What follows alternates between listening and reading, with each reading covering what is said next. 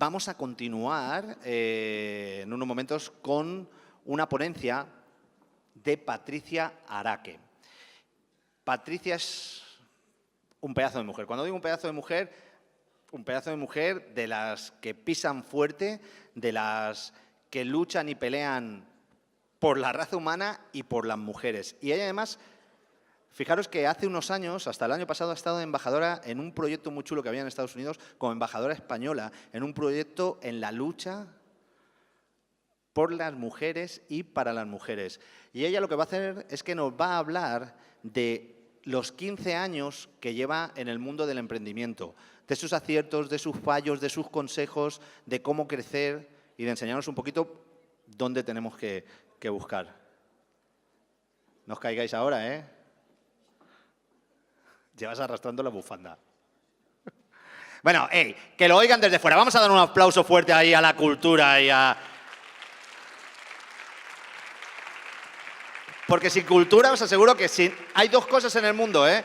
Una es la cultura y la otra es la educación. Y sin cultura y sin educación no somos nadie. Bueno, vamos a recibir, como os decía antes, a nuestra siguiente conferenciante, por decirlo de alguna manera, esta mañana, ¿vale? Ella os va a dejar flipados a todos porque aquí donde la veis tiene una energía increíble. Me encantan los zapatos que llevas y, como os he dicho, es de las mujeres que pisan fuerte en el mundo y que piensan fuerte cuando comparte con los demás, que es una de las cosas que más les gusta. Voy a pedir a todos que le deis, por favor, un fuerte, no un fortísimo, fortísimo aplauso para Patricia Araque. Gracias, Francis. Gracias. Gracias. Hola, ¿se me escucha?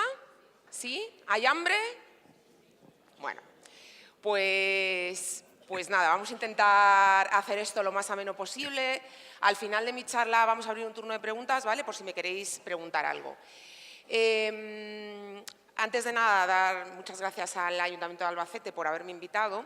Yo hablo y suelto mis rollos en muchos sitios, pero en un contexto como el de hoy, tengo que deciros que me impone mucho más, ¿no? Me impone porque esto está lleno al final de gente joven, ¿no? Y de gente que tenéis depositada cierta esperanza en el futuro. Y la verdad es que os contamos muchas mierdas en general, ¿no? Y creo que tenemos que ser responsables también las personas adultas que hemos recorrido un camino y que hemos visto cosas, bueno, pues que vosotras y vosotros todavía tenéis en un plano imaginario y que os contemos lo que os contemos, al final vais a tener que vivirlo en primera persona, ¿no? Yo llevo siendo empresaria y es una palabra que reivindico porque aunque vengo de una familia muy humilde y me defino como, y soy muy consciente de mi clase social, ¿no? Y de dónde vengo, me parece que es una palabra que nos han robado a veces los que no tenían que habernosla robado. Creo que ser empresaria y ser capaz de asegurar las condiciones materiales de tu vida a través de la autogestión y del trabajo que generas, ¿no? Y de aportar un valor a alguien al que le estás solucionando una papeleta lo suficientemente interesante como para que te pague por ello, me parece que hay que ponerlo en valor y que hay que reivindicar esa palabra, ¿no? Y que toda esa carga negativa que tiene el palabra empresario o empresaria, pues hay que robárselo a los que lo han destrozado. Así que soy empresaria y soy emprendedora también, ¿no? O sea, que en realidad me gusta iniciar procesos nuevos y crear cosas nuevas de manera sistemática. Y lo que os vengo a contar hoy aquí es un poco, pues, 15 cagadas o 15 errores que han sido muchísimos más y que siguen siendo. Al final nos equivocamos en lo cotidiano, ¿no? Y creo que lo importante es sacar un aprendizaje de ahí y nunca hay un 50% de posibilidades de acertar y un 50% de posibilidades de no acertar, sino un 100% de probabilidades de aprender, ¿no? Sí que es verdad que creo que hay que, y yo es un camino que elegí, el camino del emprendimiento y poner en marcha mis proyectos y generarme mis rentas por mí misma.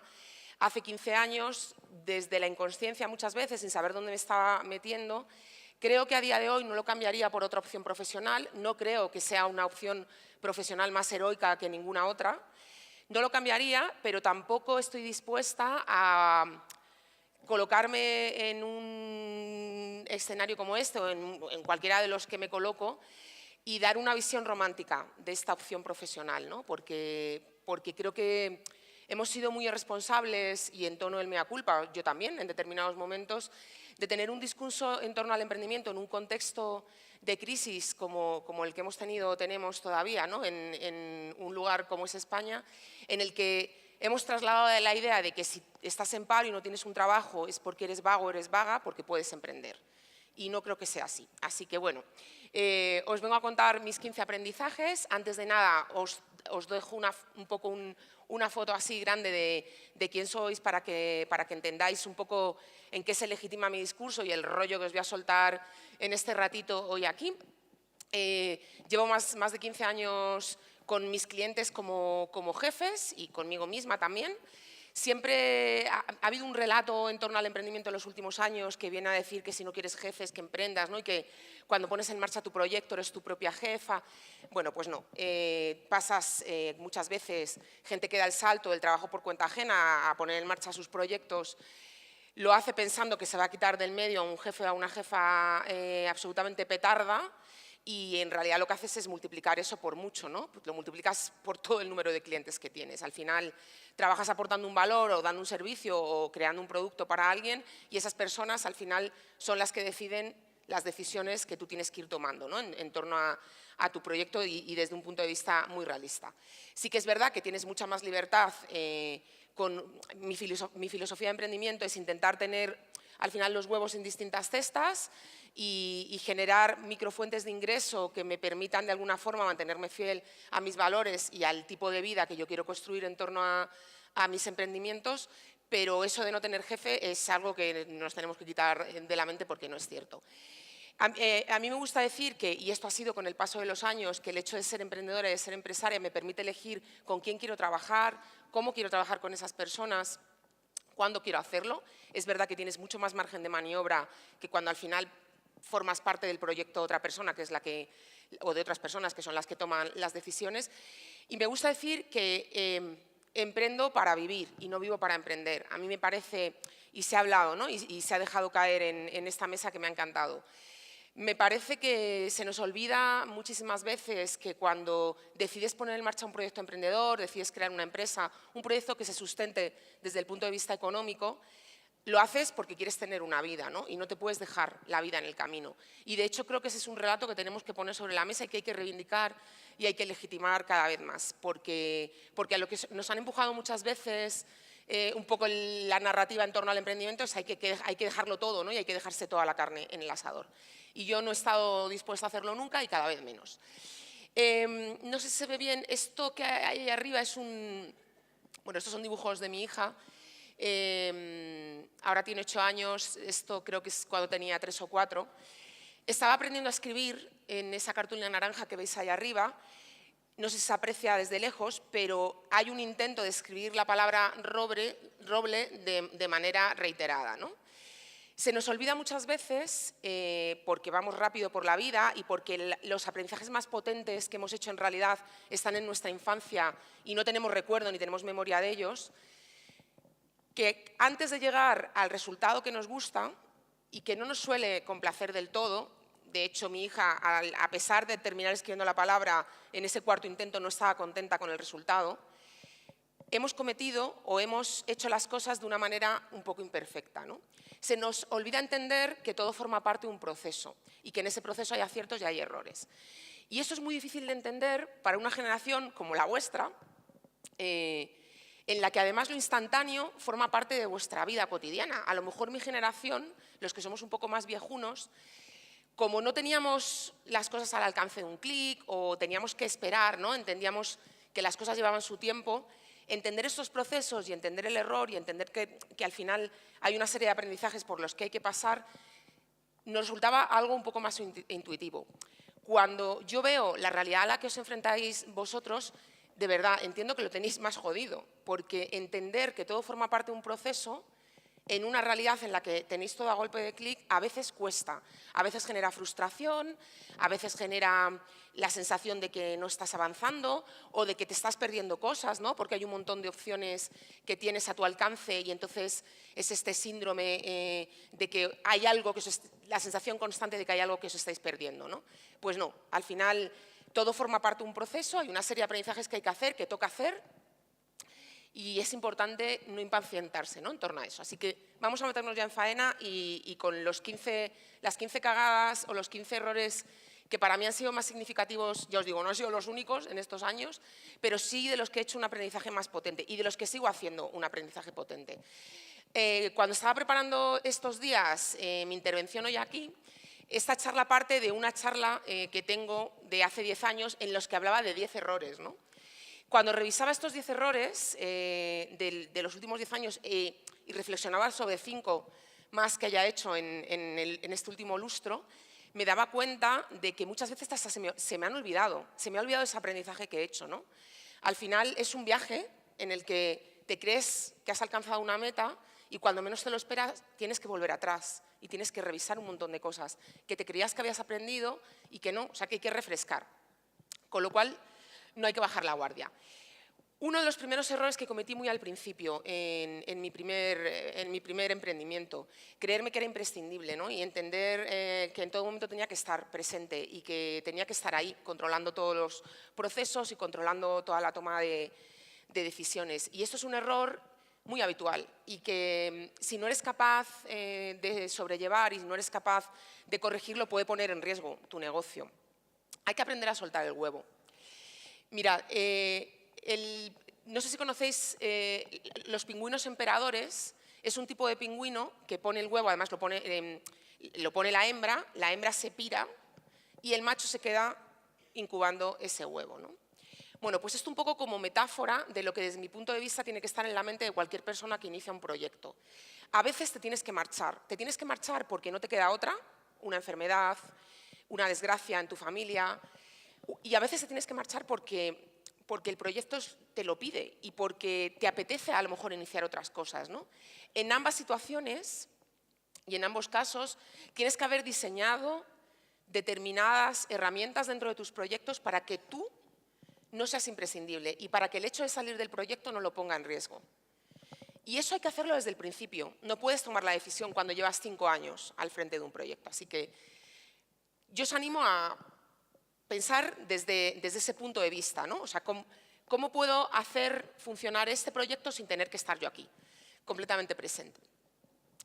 Segundo gran error que a día de hoy muchas veces sigo cometiendo, ¿no? Es perder el foco en tareas muy pequeñas, en tareas en la gestión de lo cotidiano, en apagar fueguitos, en marrones que te van surgiendo en el día a día y que tú pretendes solucionar perdiendo un poco la mirada grande en el proyecto, perdiendo un poco el auténtico valor que le puedes aportar, ¿no? a un proyecto cuando lo creas, sola o con socios. Hay que pensar en global, no en grande, porque a veces hemos caído también en el error de hay que pensar en grande, ¿no? y pensar en proyectos enormes que muchas veces son inabarcables y que generan un montón de frustración. Hay que pensar, y este es el aprendizaje que yo he hecho, teniendo en cuenta como 3 grandes cosas en las que sí que hay que estar presente en un proyecto. Desde mi punto de vista, con el paso del tiempo, yo me he dado cuenta de que aporto valor a los proyectos, yo y las personas que al final son capaces de dejar el proyecto funcionar de manera independiente a su propio ego, ¿no? y a su propia persona. Hay proyectos que terminan siendo y que terminan creciendo por sí mismos y porque se nutren al final de las personas que están alrededor de ellos. Creo que hay 3 tareas fundamentales que nunca se pueden dejar de hacer. Una es saber gestionar la toxicidad y ayudar a tu equipo en eso. Hay mucha basura en lo cotidiano, en la creación y en sacar adelante un proyecto desde cero. La otra es asegurarte de que siempre hay dinero en el banco. Eso no va a haber nadie que lo haga. Tienes que asegurarte tú, ¿no? Al final, como capitana del barco. Y la tercera cosa, estar siempre pendiente del talento. Aunque delegues esa tarea, aunque termines a lo mejor creciendo y teniendo un departamento de recursos humanos enorme, creo que es importante, si quieres seguir formando parte del proyecto, mantener de alguna manera la visión que hace que las personas que se sumen a él sientan que forman parte de algo que también es suyo, ¿no? Un error que se comete con mucha frecuencia y que es sistémico, no creo que sea algo aislado de un emprendedor en concreto o un tipo de emprendedor o de emprendedora en concreto. Creo que no cuidamos el equilibrio, ¿no? Y no cuidamos al final la vida. Y yo que trabajo fundamentalmente con mujeres y con emprendedoras, aquí hay un tema de género muy potente, porque a día de hoy en nuestra sociedad La tarea de los cuidados, lo que no es el trabajo productivo, el trabajo improductivo, sigue recayendo en nosotras, ¿no? Y muchas veces el querer al final poner toda la carne en el asador y sacar adelante un proyecto no nos permite de alguna manera dejar de lado la parte de los cuidados de nuestros hijos, de los cuidados de nuestros mayores, del autocuidado, del cuidado de nuestras comunidades. Y eso al final nos pasa factura también en nuestros negocios, porque no podemos desligar las dos cosas, porque no podemos poner toda la vida en crear un proyecto y dejar todo lo demás de lado. Es fundamental que nos cuidemos y que cuidemos a nuestros entornos, ¿no? Y a nuestros entornos cercanos y a nuestros entornos lejanos, a las comunidades de las que formamos parte. Es importante cuidar de la vida en el sentido más amplio, no solamente de la propia vida, ¿no? Al final formamos parte de sistemas económicos que si no funcionan no permiten que nuestros negocios avancen y esto se nos olvida con demasiada frecuencia. Yo creo que hay que trabajar menos horas. Yo en diciembre del año 2014 decidí que iba a trabajar menos y que iba a probar y que iba a trabajar 4 horas al día y a ver hasta dónde era capaz de llegar. Y he estado trabajando 4 horas al día hasta septiembre del año pasado, 2018, que decidí lanzar 2 nuevos proyectos y he decidido y trabajo 6 horas al día. Y no pasa nada, y paras. Y te pones un límite y hay que hacer un esfuerzo también, ¿no? Personal, en el sentido de decir, no, y lo que no he terminado hoy, lo termino mañana. Pero entendiendo desde esa foto grande que si no cuidamos la vida, nuestro emprendimiento se va al traste y nuestro proyecto, a lo mejor en el que hemos puesto un montón de energía, no es sostenible en el tiempo. Así que importante, cuidar la vida y prepararse sobre todo en ese cuidado de la vida para la montaña rusa emprendedora. Que cuando comienzas es así, hay días en los que estás aquí y dices, madre mía, a mí esto no me lo va a comprar ni el tato, ¿qué estoy haciendo yo? No voy a vender ni un pin. Y otros días en los que estás aquí y te crees que te vas a comer el mundo. No hay que hacerse caso en ninguno de los dos lados. Al final, con el tiempo, cuando vas avanzando en tus proyectos y vas de alguna forma haciendo callo, tiendes a que esa montaña rusa, en vez de ser así, sea más equilibrada, ¿no? Y no te crees a ti misma, ni en los momentos en los que estás tocando suelo, que dices, esto no va a salir adelante, te pones en perspectiva y dices, a ver, calma, porque hoy lo veo así, pero probablemente dentro de 2 semanas no sea así, ¿no? Es cuestión de tiempo, pero tampoco te crees a ti misma en la euforia de creerte que te vas a comer el mundo. Y eso te da una perspectiva mucho más realista de todo. Pero todo esto viene al final de cuidar la vida. O sea, si no cuidas lo que está fuera de tu emprendimiento, te metes en una miopía absoluta, ¿no? Y solo te dedicas a sacar adelante el proyecto y pierdes un montón la perspectiva. Cuarta cagada, cuarto error, que además es un mantra, ¿no? Dentro del mundo de la empresa, creer que el cliente siempre tiene razón. No, el cliente no solamente no tiene siempre razón, sino que hay clientes que es mejor que tenga la competencia. Y hay que entenderlo así. Hay clientes que quitan negocio, que de alguna manera te están haciendo perder el norte, es verdad que pueden estar permitiéndote facturar en el corto plazo y generar sostenibilidad en el negocio a corto plazo, pero hay que tomárselo como algo temporal, porque en el medio y en el largo plazo pueden estar poniendo en riesgo lo que estás intentando construir. Y a veces hay que entender, bueno, este cliente me asegura la facturación durante 3 meses, voy a verlo como algo temporal, pero en el medio y en el largo plazo, desde luego me lo tengo que quitar del medio y tengo que encontrar fuentes de financiación alternativas a esto, porque no me va a llegar a ningún sitio que merezca la pena. Y hay que entender en esa gestión de la toxicidad que muchas veces es importante proteger a nuestros propios equipos. Mirad, yo os voy a pedir una cosa, chicos. Igual no os interesa nada de lo que estoy contando, probablemente, seguramente. Y lo respeto, mogollón, porque si yo tuviera vuestra edad y hubiese estado sentada ahí, a lo mejor no me apetecería una mierda estar escuchando a la persona que está aquí encima. Pero igual hay 4 o 5 personas por aquí a las que sí les interesa. Y sobre todo, para mí, es bastante complicado intentar mantener un relato escuchando voces por detrás. Yo os pediría, por favor, yo os agradecería, no tenéis que prestarme atención, pero un poco de silencio. De verdad, os lo agradecería un montonazo. Desde la humildad os lo pido Y simplemente, o sea, casi desde una postura egoísta, porque me dejéis hacer mi trabajo y poder compartirlo de la mejor manera posible. Vale, gracias. Quinta cagada o quinto error del que yo he aprendido. Pues confundir muchas veces dinero con negocio, ¿no? Y esto está muy unido y viene muy hilado con lo anterior. Muchas veces tenemos una mirada cortoplacista y vemos las cosas en lo inmediato y en lo que puede ser nuestro negocio o en cómo podemos sostenerlo en el corto plazo, porque es que es verdad que a veces estamos en la urgencia, es que a veces si no facturas hoy o no facturas en el próximo mes, estás en un serio aprieto, porque no puedes pagar las nóminas de tu gente al final del mes siguiente, ¿no? Y eso es así y es una realidad, y con eso hay que enfrentarse en lo cotidiano.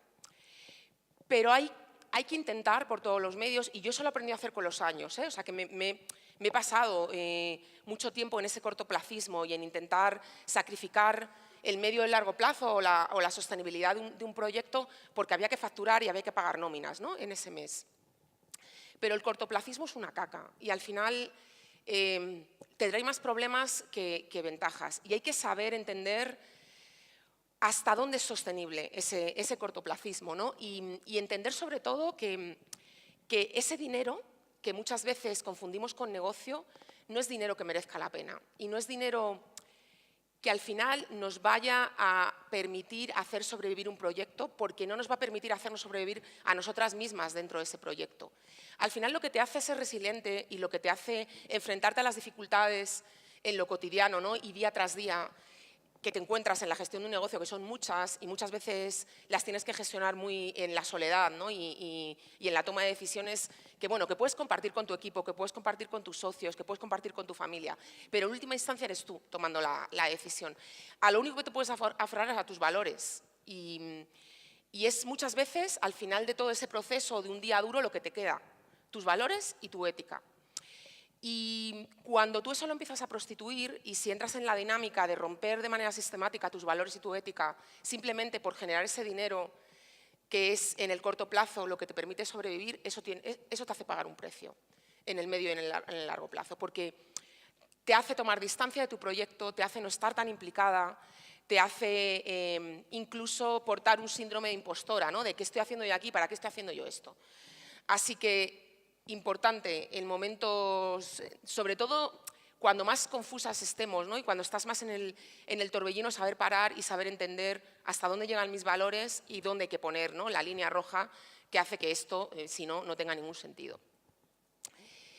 Hay un mantra también en el mundo del emprendimiento que viene a decir que o creces o te mueres. O sea, que llega un momento en el que si tu negocio no crece o si no te marcas una facturación o una expansión concreta en el medio, en el largo plazo, pues te vas a morir. Tu proyecto está abocado a morir.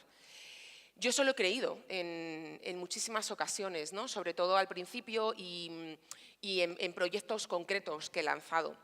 Y lo que he aprendido con el paso del tiempo es que ese crecimiento, el concepto de crecimiento que hay en el mundo emprendedor muchas veces es tramposo y es vanidoso, porque tendemos a identificar crecimiento con eso, ¿no? Con facturar mucho más, con ganar mucho más dinero, o estar en más países, o abrir muchas más delegaciones de nuestras empresas o tener más clientes.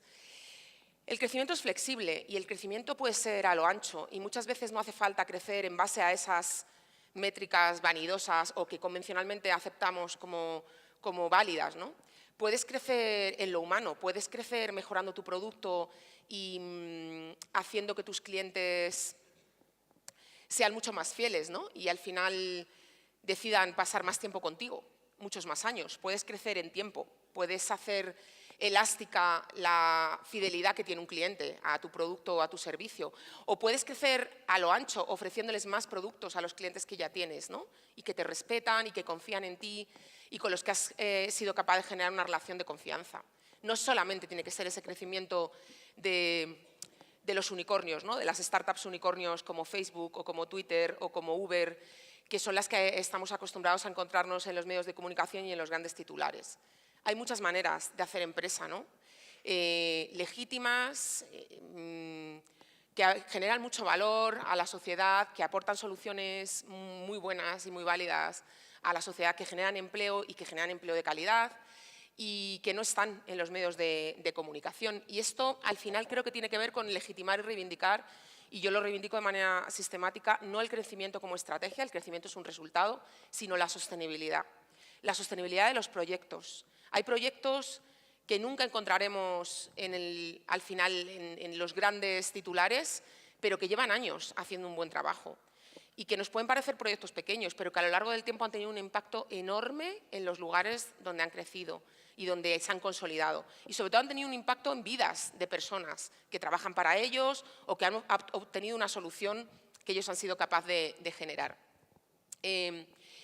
Porque al final, y esto me lleva al séptimo error, muchas veces confundimos, y en esta moda del emprendimiento, lo que es importante con lo que es glamuroso, y nos dejamos llevar por ello, y especialmente cuando somos jóvenes. Tendemos a identificar como modelos de éxito a gente que desde mi punto de vista no deberían ser un modelo de éxito, ¿no? O que son anomalías en el fondo, son la excepción, no son la norma. Podemos ganar 800.000 concursos de emprendimiento y no pagar ninguna factura o no ser capaces de pagar una nómina. Podemos pasar de aceleradora de startups en aceleradora de startups y no haber sido capaces nunca de llegar a un break-even y de equilibrar una cuenta de resultados y de haber consolidado un negocio que sea sostenible en el tiempo. Y eso es lo que tiene mérito al final, porque de lo que estamos hablando es de crear riqueza, ¿no? y de crear vidas sostenibles y dignas. De eso va a emprender, no va de al final colgarnos una medalla y decir yo voy a ser el próximo Steve Jobs. Porque Steve Jobs hay uno y se tienen que dar muchas circunstancias alrededor para que eso suceda. Creo que es importante que reivindiquemos lo local y que nos hagamos fuertes en lo local. Muchas veces no tiene el glamour de ser una startup a nivel global o un emprendimiento que salga en la tele o que de repente tenga no sé cuántos miles de followers o levante no sé cuántos miles de dólares en financiación o esté en boca de la clase política, ¿no? porque es el ejemplo que tenemos que seguir. Creo que es importante reivindicar el emprendimiento local, a los pequeños empresarios que hacen cosas en lo pequeño, pero que en el fondo son cosas grandes, ¿no? Y que llevan sosteniendo hipotecas y alquileres y pagando vidas, las suyas y las de la gente que trabaja para ellos durante décadas. Y ese es un modelo de emprendimiento que no es nada glamuroso, pero que a lo largo de nuestra historia, y en el caso concreto de una economía como la española, es el que ha sacado a flote, ¿no? a nuestra sociedad. Al final, a la gente que no es glamurosa, que no tiene un relato súper guay y con no sé cuántos millones de vistas en YouTube, pero que hacen un trabajo importante, ¿no? Y que es tan legítimo y tan guay y tan grande como lo que puedan estar haciendo otros, que muchas veces no aportan nada de valor y detrás de esos proyectos llenos de glamour, en el fondo no hay nada, ¿no? Porque cuando los aterrizas y rascas un poco, lo único que hay ahí es palabrería y mucha exposición y mucha visibilidad, pero en el fondo no hay nada real y no hay nada auténtico detrás. Creo que y este es un error que lo sigo muchas veces, caigo en él de manera sistemática, ¿no? Y en el ámbito del emprendimiento y cuando estamos iniciando proyectos o cuando estamos participando en programas de emprendimiento, en concursos de emprendimiento, solemos tener mucha fe en las buenas ideas y las ideas no valen nada, absolutamente nada. De hecho, yo que llevo muchos años colaborando con un programa de la Fundación Santander, que es Explorer, que creo que en la Universidad de Albacete también está, hay un centro, que es un programa dirigido a universitarios. ¿Hay alguien aquí de Explorer? ¿No? Bueno, es un concurso de ideas, ¿no? Donde desarrollas tu idea y terminas convirtiéndola en algo más tangible que termine siendo negocio. Ya han salido empresas de ahí. Explorer lleva en marcha desde el año 2010-2011 y han salido empresas de esos programas. Pero yo me encuentro todos los años, que colabora de manera sistemática, y es un programa que va dirigido a público universitario, las mismas ideas año tras año y en distintos centros asociados, ¿no? A lo largo y ancho de la geografía española. ¿Qué quiero decir con esto? Que lo más probable es que una idea que tengáis que os parece la leche la hayan tenido otras personas ya. Y no solo eso, probablemente muchas de esas personas hayan ido más allá y la hayan ejecutado. y la hayan convertido en algo más tangible. Con esto que os estoy diciendo, que no hay nada que hacer, no hay muchas posibilidades, porque cuando las ideas se convierten en algo tangible, surgen nuevos problemas a solucionar. Pero no os dejéis fascinar por el rollo, ¿no?, de tengo una idea que es la leche, porque yo siempre prefiero decir, voy a matarla, a mi idea, y voy a empezar a hablar de soluciones. Con esto que quiero crear, ¿qué percal estoy solucionando? Más que esta idea maravillosa que se me ha ocurrido a mí, esto es una idea acá. No, ¿qué estoy solucionando y a quién? Y en lugar de poner en marcha proyectos que coloquen las ideas en el centro de todo, que coloquen a las personas. Pensemos en qué problemas tienen las personas que nos rodean, porque muchas veces se nos escapan oportunidades de negocio y oportunidades de crear productos y servicios que sean fuentes de sostenibilidad para nosotros y para la gente que consigamos sumar a nuestros proyectos, porque no nos parecen grandes ideas, porque no nos parece excesivamente innovador, porque no nos parece que tenga el glamour que mencionaba antes, y en realidad son soluciones que sí son viables y que sí que tienen mucho sentido desde el punto de vista económico. Sí que tienen un potencial grande para convertirse en fuentes de sostenibilidad. Y las descartamos porque no molan tanto, ¿no? O porque no suenan tan cool y tan innovadoras. Así que yo os animo a matar vuestra idea. Yo lo hago, de manera sistemática. A veces me dejo seducir también por ideas. Matar la idea y empezar a pensar en las personas a las que tenemos que solucionarles problemas. Lo suficientemente interesantes los problemas como para que nos paguen por ello. Yo he caído, esto cada vez caigo menos en este error, ¿no? en complicar mucho lo simple. Hay un montón de información en torno al mundo del emprendimiento, hay millones de cursos, hay millones de actividades, de foros como este, un montón de gente diciéndoos lo que tenéis, lo que no tenéis que hacer, un montón de literatura, de ruido, ¿no?, alrededor. A mí me parece que cuando empecé esto hace 15 años no tenía tanta información y ya me sentía abrumada a lo mejor había un 10% menos, había un 10% de estímulos de lo que os podéis encontrar ahora la gente joven que estéis pensando en optar por esta vía para salir adelante profesionalmente. O sea, no me quiero imaginar en esta tesitura, ¿no?, con todo este ruido, con las redes sociales. O sea, yo entiendo vuestra sensación permanente de que os estáis perdiendo algo, ¿no?, y de que vais a optar por hacer algo y con la cantidad de cosas que te gustan y cómo vas a dejar de hacer esto si hay un montón de cosas más que me interesan. Al final, esto va de algo muy simple cuando decides poner en marcha un proyecto, ¿no?, cuando decides optar por un camino que te asegure tu renta y tus condiciones materiales de vida. Tiene que ver con saber diferenciar qué es lo que te aporta negocio en un momento determinado y lo que no.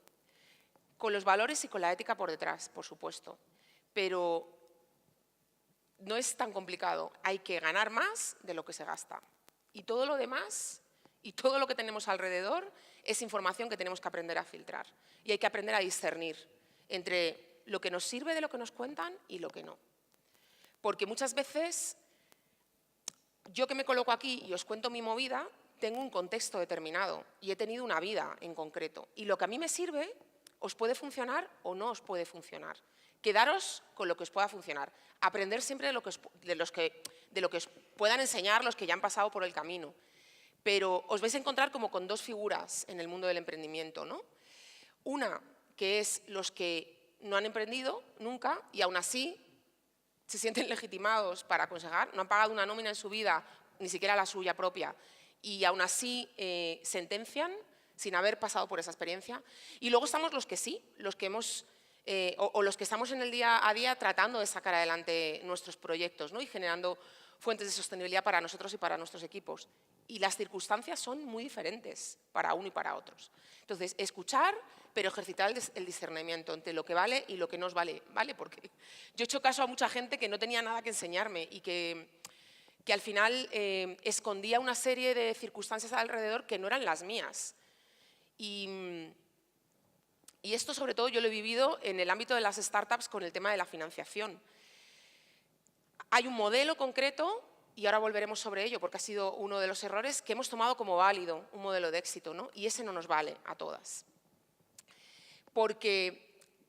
Y yo he defendido durante mucho tiempo que el emprendimiento y el hecho de crear tus proyectos y salir adelante como empresaria grande o pequeña, o como autónoma, o como freelance, tenía que ver con que estábamos al final en un contexto de meritocracia, ¿no? De que todo el mundo parte desde el mismo lugar y al final los que consiguen sacar adelante lo hacen porque se esfuerzan más, y ese es un relato que subyace al mundo del emprendimiento.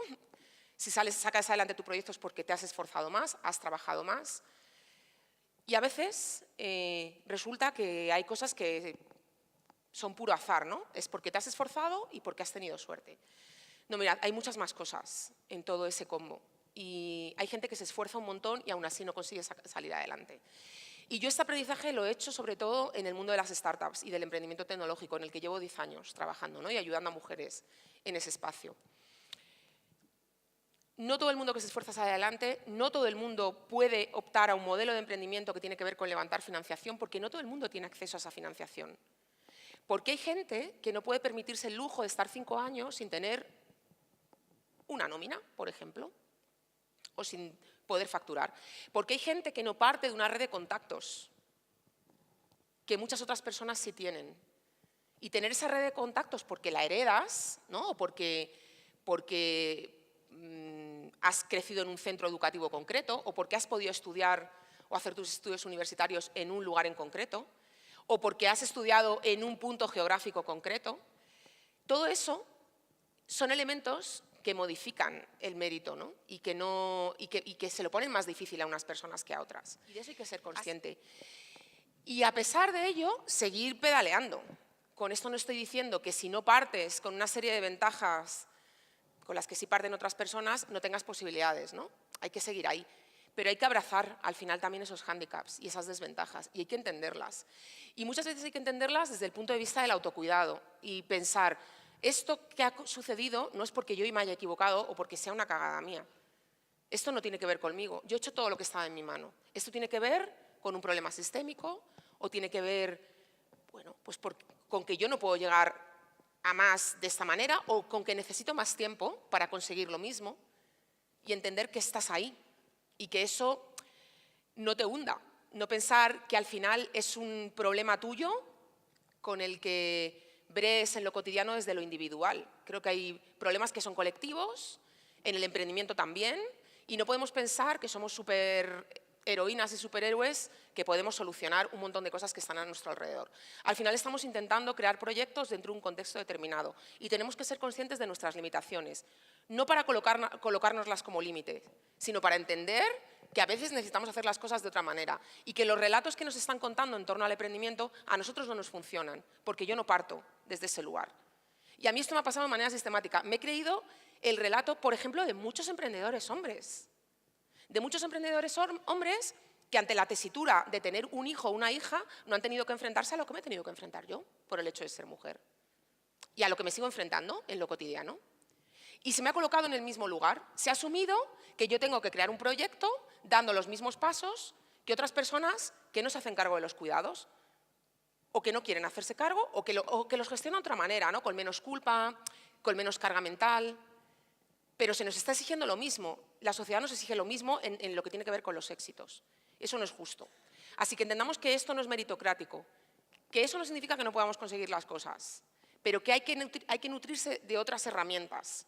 Y en el caso de las mujeres, por ejemplo, que es una de las primeras rupturas en lo que tiene que ver con la meritocracia, entender que tenemos unas limitaciones y que hay que trabajar desde lo colectivo para que eso no siga siendo así, pero que no nos coloquen en la misma tesitura, porque es injusto. Ese es un aprendizaje que me costó mucho hacer. Este es uno de los aprendizajes que he hecho en los últimos 5 años, querer ir demasiado rápido. Y esto es algo que veo que se repite de manera sistemática en cada una de las emprendedoras con las que trabajo. Mirad, yo hace 3 años, gracias a una beca del Departamento de Estado de los Estados Unidos, porque soy alumni de uno de sus programas de Exchange, al que me invitaron a participar en el año 2016, conseguí una beca, un grant, para poner en marcha un proyecto que es Ellas Biz Lab, que es una tranquilizadora de startups. Es un programa de acompañamiento donde intentamos imaginar otra manera de hacer empresa. de una manera más pausada, más calmada y colocando la vida y a las personas en el centro de todo, no solo al dinero. En estos 3 años, la primera edición fue a finales del año 2016, han pasado por ahí 100 emprendedoras y un emprendedor. Y a todas y cada una de esas personas las he tenido que ayudar a aprender a echar el freno, porque queremos ir mucho más rápido de lo que a veces tiene sentido ir. Nos aceleramos en los procesos, queremos ver resultados más pronto.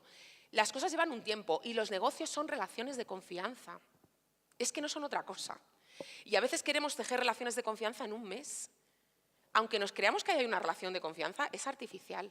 Esa relación no vamos a saber si es auténtica y si realmente se sustenta en algo sólido hasta que no pase el tiempo. El tiempo al final es lo que nos da la pista de todo. Y a veces queremos acelerar eso.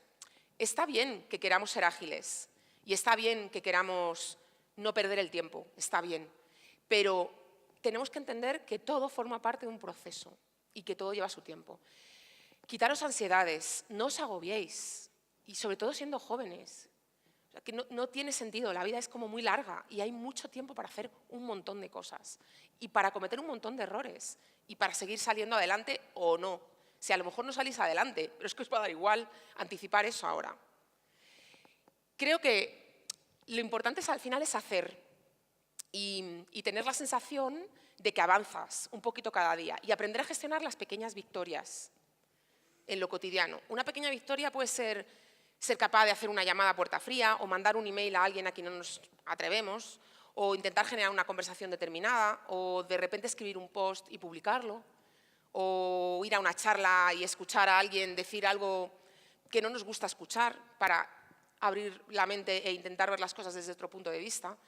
Y todo eso forma parte de un proceso y de un tiempo. Yo os animo a frenar a veces. Cuando sentáis una pérdida de control, que muchas veces viene de la cantidad de estímulos que tenemos alrededor, saber parar.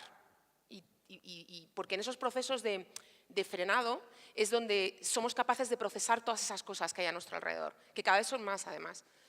Porque es una locura, ¿no? Al final los estímulos en los que vivimos y en los que estamos permanentemente inmersos. Hay que saber frenar a tiempo.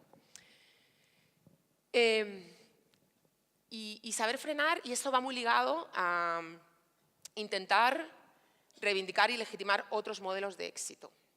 No hay un único modelo de éxito. Hemos asumido que tener éxito en los negocios es hacerse rica, facturar mucho, o crecer un montón, o internacionalizarse, o que tu marca tenga un prestigio enorme y esté reconocidísima, o tener no sé cuántos miles o millones de likes en una foto que subo a Instagram, ¿no? El modelo de éxito que parece que hemos consensuado es ese. Y el éxito es una palabra en la que parece que estamos todos y todas de acuerdo y no tiene por qué ser así. Para mí el éxito puede ser comer un martes de primavera al sol con el tío al que quiero, tener esa posibilidad. Y a lo mejor para otra persona es tener 2 millones de euros en el banco y ambas opciones son legítimas.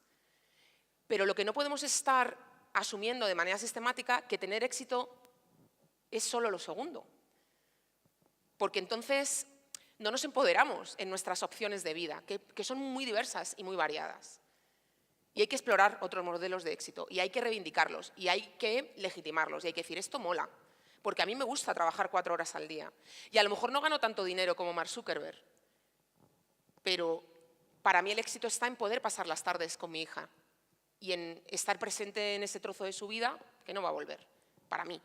O poder tener tiempo para cuidar de mis amigas, o poder tener tiempo para cuidar de mi familia.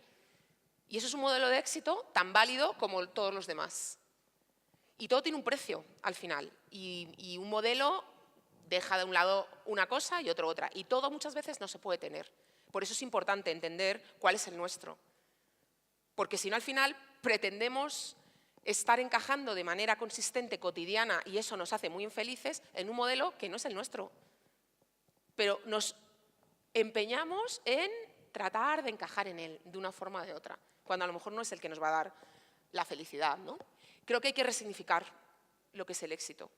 Y hay que resignificarlo desde muchos lados, porque acabar con el modelo hegemónico de éxito no significa que nos inventemos otro modelo.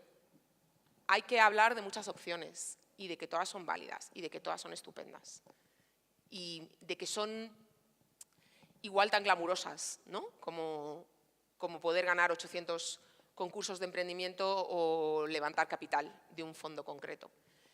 Y eso es un trabajo que tenemos que hacer como sociedad, porque nos dejamos arrastrar muchas veces por ese modelo hegemónico que es el que mola y es el que tiene más sentido, ¿no? Y parece que todo lo demás no es a lo que tenemos que aspirar. Creo que al final hay muchas aspiraciones que nos pueden hacer felices, que se nos quedan fuera del tintero, que no contemplamos y que vosotros, como gente joven, estáis en el momento, al final, de reclamarlas, ¿no? Y decir, esto también es éxito y esto es lo que yo quiero para mi vida. Ahí tenéis que enseñarnos también mucho como generación, ¿no? Yo creo que al final los millennials tenéis otra concepción de la vida que tiene que ver mucho, que se aleja del sacrificio en muchos aspectos, pero que eso también tiene su lado bueno y creo que también hay mucho que aprender de ahí, ¿no? Así que, bueno, resignifiquemos lo que significa ser el éxito, porque a mí es algo que sí que me ha pasado factura con los años, tratar de encajar en un modelo de éxito, y eso es un aprendizaje que afortunadamente he hecho, pero me hubiese gustado hacerlo muchísimo antes. Igual que me hubiese gustado entender mucho antes, aunque sí que lo entendí a tiempo, que no merece la pena jugárselo todo a una, ¿no? Y poner toda la carne en el asador en un único proyecto. Como os decía al principio, a mí me parece que a mí lo que me ha dado más libertad, más flexibilidad y más capacidad para seguir creciendo como mujer y como persona es tener muchas microfuentes de ingresos que no pongan en riesgo, si una desaparece o si decido hacerla desaparecer, la sostenibilidad económica de mi vida. Y creo que eso es importante como paradigma de aproximación al emprendimiento, ¿no? y al hecho de generar proyectos que sean financieramente sostenibles. Cuando le pones todo a una, ocurre que si eso no funciona, tienes un auténtico drama. Y yo, la verdad es que en estos años, por desgracia, he conocido a un montón de gente que ha optado por ese camino, que es el más habitual, y he visto el dolor que eso provoca, ¿no? Y es un dolor enorme. Y hay otro mantra en el emprendimiento que nos viene a decir que es que el fracaso no... Es que en España no se tolera el fracaso. No, coño, es que el fracaso es una cosa peliaguda. Y el fracaso normalmente, cuando hablamos de que en la cultura anglosajona, en Estados Unidos se habla del fracaso, no, en Estados Unidos tampoco se habla del fracaso. En Estados Unidos y en culturas anglosajonas, donde nos parece que se pone mucho más en valor el fracaso que en culturas como la nuestra, al final las personas que hablan del fracaso son las que han conseguido salir de ahí. Hay muchas que no lo han conseguido y no van a colocarse nunca en ningún lado a contarnos nada, porque siguen intentando salir del agujero en el que se han metido. Así que seamos también cautelosos con eso. Y la manera más cautelosa de hacerlo es teniendo distintas fuentes de ingresos. Y desde mi punto de vista, asegurando y nunca dejando de lado una fuente de ingresos que tengas estable para poner en marcha un negocio. Antes preguntaba a alguien por ahí, ¿cuándo sabes si es el momento, ¿no? Tú lo preguntas. ¿Cuándo sabes? Pues mira, cuando los euros que facturas te sostengan en la vida. Y mientras tanto, si hay que seguir currando en lo que sea, se sigue currando. Siempre con una mentalidad de temporalidad. Es decir, este curro es algo temporal que me va a permitir llegar a esto, ¿no? Y con una mentalidad de, muchas veces, de decrecimiento, que se nos olvida, ¿no? No sé si conocéis la lógica del caracol de Illich. Illich es un filósofo economista anarquista, bueno, pues con unas teorías que muchas tienen sentido, otras no, pero la lógica del caracol de Illich es una metáfora muy interesante, porque lo que viene a decir es, el caracol, cuando está construyendo su caparazón, llega a un punto en el que colocar una esquirla más le mataría, porque el peso que tendría que soportar, si sigue creciendo, le aplastaría directamente. Esto como metáfora es muy potente en la vida, porque muchas veces lo que hacemos es meternos en trabajos, ¿no? O en carreras profesionales que nos generan muchos más ingresos, o en un ascenso que de repente ves que es, no sé, ¿no? Que te suben el sueldo un 3%, y eso te está metiendo en una espiral de trabajo que no te va a permitir nunca salir de esa rueda. creo que es importante mantener la mentalidad esta de crecimiento, ¿no? ¿Dónde está el punto en el que hay que empezar a dar la vuelta a la espiral? Y hay trabajos que, aunque no nos parezcan glamurosos o que nos parezcan que no están absolutamente relacionados con lo que realmente queremos estar haciendo, pueden ser una fuente de sustento que nos dé aire para seguir trabajando en lo otro. ¿Dónde ponemos el límite de esos trabajos? En el tiempo. Si puedo trabajar un poco menos, aunque gane un poco menos, pero eso me está dejando un colchón enorme de tiempo para poder ir trabajando o para poder ir avanzando en este proyecto que todavía no es sostenible económicamente, pero que si le sigo poniendo, porque es lo que a mí me gustaría que os llevarais de aquí, al final todo es un proceso. Y muchas veces aguantar un año en un trabajo que no es el curro de nuestra vida nos puede asegurar sacar adelante ese proyecto. Poner toda la carne en el asador en ese proyecto, cuando a lo mejor tenemos un margen de maniobra de 5 meses porque no tenemos más dinero a partir de ahí, nos va a generar una ansiedad que no te deja, al final, estar en una situación higiénica mentalmente para sacar adelante, ¿no? O para poner en marcha buenas ideas. El dinero es un factor higiénico y el dinero hace falta para tirar adelante y es importante tener eso asegurado. Que a lo mejor ese trabajo nos deja 10 horas libres y eso implica que nos va a llevar 3 años este proyecto y si tuviese 40 horas libres me llevaría 1. Bueno, pues es lo que hay que entender. Desde mi punto de vista, y yo el aprendizaje que he hecho es preferible entender que todo lleva un tiempo, que todo forma parte de un proceso, asumir que esto que estoy haciendo ahora no es lo que más me gusta, pero que me asegura la sostenibilidad económica, y con clientes igual y con proyectos desde mis empresas igual. Me asegura la sostenibilidad económica, yo me lo planteo como algo temporal. Cuando te planteas las cosas como algo temporal te liberan mucha ansiedad porque no dices, voy a estar toda la vida aquí. No, esto es algo temporal, tiene una fecha de caducidad y se la pones y lo entiendes. Y en ese proceso vas ajustando, ¿no? Pero creo que es importante asegurar varias fuentes de ingresos que te permitan seguir creciendo. Como mínimo una, la que al final te asegure el sustento y tirar para adelante. Yo eso de poner toda la carne en el asador y a por todo, no. Este es un aprendizaje que también hice a fuerza, pues como al final los errores que más te hacen aprender son los que más dolor te provocan. Creo que el relato hegemónico en torno al emprendimiento es un relato individualista.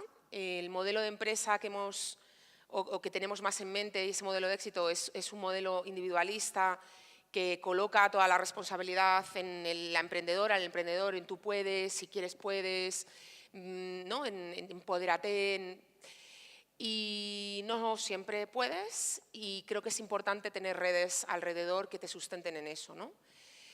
Creo que hay otras maneras de hacer empresa mucho más amables. Creo que hay que apostar por tejer, al final, alianzas que te sustenten en eso. Yo cada vez hago menos cosas sola, cada vez menos, porque con amigas y con socios y con socias es muchísimo mejor, ¿no?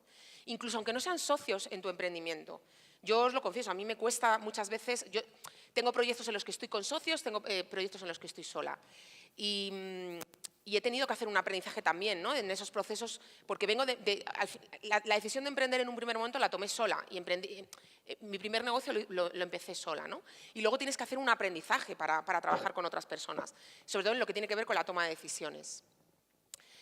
Pero aún a día de hoy, en los proyectos que puedo liderar sola, intento buscar aliados y aliadas, ¿no? No sé, ahora estoy trabajando en un producto de mi escuela de idiomas y no se me ha ocurrido en ningún momento que eso quisiera hacerlo sola otra vez, ¿no? Al final busco alianzas, incluso de personas que podrían a priori parecer competidores o competidoras y que creo que trabajando desde una mirada mucho más horizontal y entendiendo qué beneficios puede aportar a las distintas personas involucradas en el proyecto, a mí por lo menos me genera muchísima más tranquilidad, me genera muchas menos ansiedades. Tienes un peso muchísimo más pequeño a tus espaldas y es mucho más fácil avanzar. Así que yo os animo siempre a construir refugios en lo que tiene que ver con emprender, lugares a los que puedes ir siempre y te puedes retirar en base a esas alianzas, ¿no? Que van desde lo personal hasta lo profesional y que son los que cuando tienes que, en momentos de vacas flacas, dar un paso atrás, hacer ese parón que os comentaba antes, los que te permiten mirar con perspectiva y tomar decisiones un poquito más acertadas, ¿no? Porque las probabilidades de equivocarte pues están ahí, pero cuando tienes esos refugios que te permiten un poco salir de la toxicidad y del ruido que no te está permitiendo avanzar, es lo que hacen que tus proyectos o tu proyecto concreto, el que está atravesando por dificultades en ese momento, pueda salir adelante. Así que yo os animo siempre a tejer redes, a tejer, ir más allá del networking, que al final son las redes que solemos tejer en términos de negocio, ¿no? y que nos pueden generar negocio a nuestros proyectos, también explorar el netbonding, ¿no? Tejer vínculos de personas que te van a sostener en los momentos de dificultad en la puesta en marcha de un negocio. Y en el caso concreto de las mujeres, más porque tendemos al ostracismo, a enfocarnos un montón en la tarea, es un aprendizaje que he hecho de siempre y yo misma soy así, y se nos olvida el sustento que puede suponer tener a otras mujeres que pasan y que tienen que al final lidiar con las mismas toxicidades con las que estamos lidiando en lo cotidiano. Y por último, y si os tenéis que quedar con algo hoy, a lo que gracias habéis tenido, gracias por vuestro tiempo, ¿no? Y por haber dedicado este ratillo a escucharme. Creo que hay que dejar de creer menos en los dogmas emprendedores, en lo que os decía, ¿no? En lo que podemos llegar a contar las personas que ya hemos atravesado según qué caminos. Creo que hay muchas maneras de hacer las cosas. A día de hoy creo que nadie tiene ni puñetera idea de cómo hacerlas. Al final estamos todos y todas explorando vías. Creo que además estamos ahora mismo en un espacio global de incertidumbre en el que muchas cosas pueden cambiar para un lado o para otro de manera diametralmente opuesta y eso genera incertidumbres, ¿no? Y genera al final no saber muy bien qué decisiones podemos ir tomando. Yo aquí,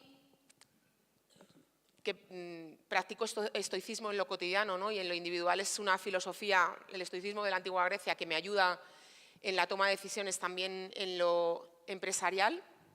Creo que al final del día, al final del mes, al final del año, al final de los procesos, al final de las etapas por las que vamos pasando, y haciendo una analogía con el mundo de la música, como metáfora, puedes elegir en el mundo del emprendimiento ser un cantautor que sigue tocando en los bares de directo de tu barrio, de tu pueblo, de tu ciudad, o querer convertirte en Lady Gaga, ¿no? En una gran estrella.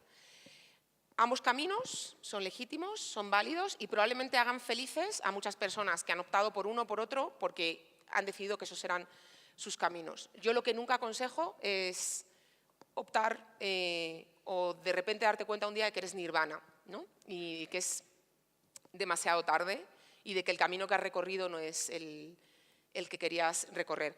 Así que yo os animo a hacer cosas, a explorar, que es al final lo que os va a dar pistas, y a encontrar vuestro propio camino en torno al emprendimiento. Es una opción profesional chula porque os permite explorar rincones de vosotras mismas y de vosotros mismos que probablemente un trabajo por cuenta ajena no os permita, porque os pone muy en el límite, pero hay que ser cautelosos y hay que, de alguna forma, empezar a poner y a coger con pinzas lo que muchos y muchas contamos en torno al emprendimiento, porque no es ni una opción romántica ni maravillosa donde todo sea fácil. Es apasionante y, desde luego, si estamos convencidos de que queremos ir por ahí, os va a traer muchas satisfacciones, pero siempre asumiendo los riesgos que podemos llegar a afrontar y a quién estamos poniendo en peligro con nuestras decisiones.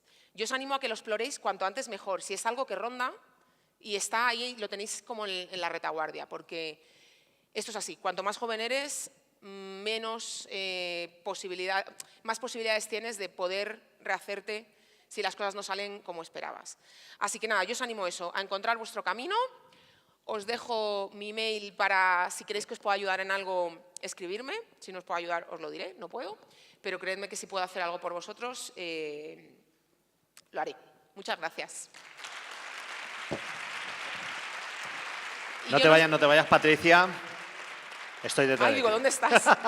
No sé si queda tiempo para preguntas. Sí, tenemos un poquito de tiempo. ¿Hay alguien que le apetezca preguntar? ¿A quién ha dicho no? Gracias. ¿Alguien tiene alguna pregunta para Patricia? ¿Estamos ahí? ¿No? Mira, si hay alguien que levante la mano porque si no, no... Mira ahí. Es que estás ahí en la penumbra.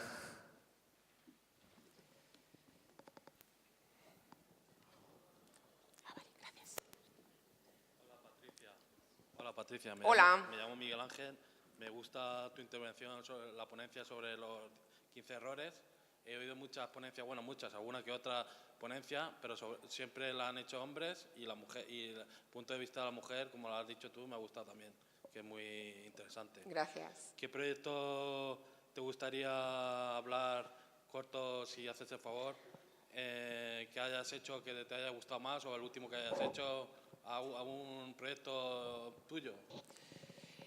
Pues, a ver, yo ahora mismo mi tiempo el tiempo profesional lo tengo dividido en 4 proyectos, que es verdad que se han mantenido estables a lo largo de los últimos 7, 8 años. Uno es mi primer emprendimiento, que es una escuela de inglés, una academia de pueblo, que a priori podría parecer que no es nada innovador ni nada glamuroso, pero que al final es el germen de lo que me ha permitido hacer todo lo demás. De ahí sale otro proyecto que son una serie de productos que tienen que ver con la enseñanza del inglés a niños. Trabajo en alianza con National Geographic y bueno, eso lo saco fuera de... La escuela fue el germen, pero ahora es donde más tiempo profesional estoy poniendo en eso, porque estoy sacando productos que nacieron de ahí en un momento determinado fuera de la escuela. Luego otro de mis proyectos, que es más activismo que otra cosa, es Ellas al Cuadrado, que es una organización desde donde hace 10 años intentamos incrementar el número de mujeres emprendiendo negocios en el ámbito de la economía digital, y ese es el proyecto que más ha crecido de manera orgánica. Además, o sea, sin inversión prácticamente y sin ningún tipo de recurso, pero creció orgánicamente hasta Latinoamérica, y es un proyecto que trajimos desde Silicon Valley en un momento determinado y que luego creció hacia Latinoamérica y que ha ido evolucionando. Y dentro de ese proyecto, ahora mismo de lo que más orgullosa estoy es de Ellas BizLab, que es esta tranquilizadora de startups que os comentaba, que es un programa de acompañamiento donde exploramos y ayudamos a mujeres y a personas que se quieran acercar a lanzar un producto digital en el plazo de 12 semanas, un producto pequeñito, pero que eso les permita explorar otra manera de generar fuentes de sostenibilidad que coloquen los cuidados de la vida y la vida en el centro de todo. Y luego hay otro proyecto en el que estoy involucrada, que es en el proyecto en el que participo con más socios, y ahí he hecho un aprendizaje muy grande en lo que tiene que ver con compartir toma de decisiones con un equipo mucho más grande de socios, que es un espacio de aprendizaje también en Matadero, en Madrid. Matadero es un espacio de innovación y de divulgación cultural. Y bueno, este proyecto es un espacio donde exploramos también nuevas formas de aprendizaje que tienen que ver con aprender desde lo colectivo, desde lo cooperativo, desde lo comunitario, y que de alguna forma rompan con la manera tradicional de generar innovación social. Esos son mis 4 grandes proyectos, ¿no? Los que de manera directa o indirecta me generan sustento económico. Y hay más. Yo intento, a lo largo de un año, desde hace 4 llevo lanzando 12 proyectos al año. Me pongo un reto, que es 12 proyectos, unos más chiquititos, otros más grandes. Están en mi blog. Ahí hay un gráfico y lo voy actualizando en el punto en el que están los proyectos. Y bueno, a veces comparto parte de esas etapas. Ahí está cómo establezco yo las etapas y el proceso que establezco en la conceptualización y en la creación de proyectos. Pero bueno, o sea, que son muchos, que van desde lo local, una academia de pueblo, hasta proyectos como Ellas al Cuadrado, que han llegado a estar presentes en 8 países a la vez, ¿no? Y no me parece que uno sea más glamuroso que otro o más válido que otro. Todos me han aportado distintas cosas, me han hecho aprender un montón, e incluso muchas veces los menos glamurosos me han hecho ganar más dinero que los más glamurosos, que no te hacen ganar muchas veces ni un euro, ¿no? Pero a mí personalmente es la manera en la que trabajo y la que me da más paz, ¿no? Poder, de alguna forma o de otra, no tener y no haberme jugado toda una carta. No sé si respondo a tu pregunta o... Bueno, pues Patricia, muchísimas gracias por estas vosotros. 15 ideas, por Gracias, estos gracias. 15 consejos, Gracias. por estas 15 filosofías de vida. A todos, pues os esperamos esta tarde a partir de las 4 con el 3, 2, 1, go.